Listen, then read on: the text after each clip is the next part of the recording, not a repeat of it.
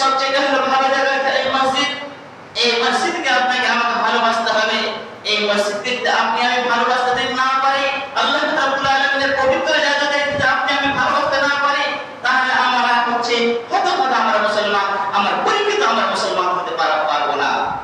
এবং আল্লাহ রাসূল সাল্লাল্লাহু আলাইহি সাল্লাম এমন বলেছেন যে যার দিল অন্তর রূহ এই মসজিদের সাথে সংযুক্ত না থাকবে, ভালোবাসা না থাকবে, ওই ব্যক্তি আরশের ছায়া পাবে না। যা রাসূল সাল্লাল্লাহু আলাইহি সাল্লাম বলেছেন, তার প্রমাণ সহিহ বুখারী হাদিস নাম্বার 523 নম্বর হাদিস বর্ণনাকারী হযরত আবু হুরায়রা তিনি বলেন قال রাসূলুল্লাহ সাল্লাল্লাহু আলাইহি ওয়াসাল্লাম, রাসূল সাল্লাল্লাহু আলাইহি সাল্লাম বলেছেন, সাবাতুন ইয়াজিল্লুহুমুল্লাহু ফি যিল্লিহি ইয়াওমা লা যিল্লা ইল্লা যিল্লুহু। রাসূল সাল্লাল্লাহু আলাইহি সাল্লাম বলেন যে 7 শ্রেণীর লোক আরশের ছায়া কিয়ামতের দিন আরশের ছায়া পাবে, তাছাড়া আর কেউ পাবে না।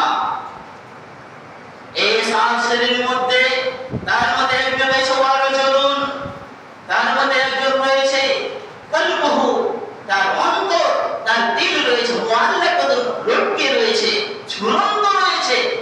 কোথায় ঝুলন্ত রয়েছে? ওয়ারজুলুন কলবুহু মুআল্লাকাতুন ফিল মাসাজিদি, মসজিদে যার দিল লটকে রয়েছে সে ব্যক্তি হচ্ছে আরশের ছায়া পাবে। দিলগুলো লটকে আপনাকে আমাদের রাখতে হবে।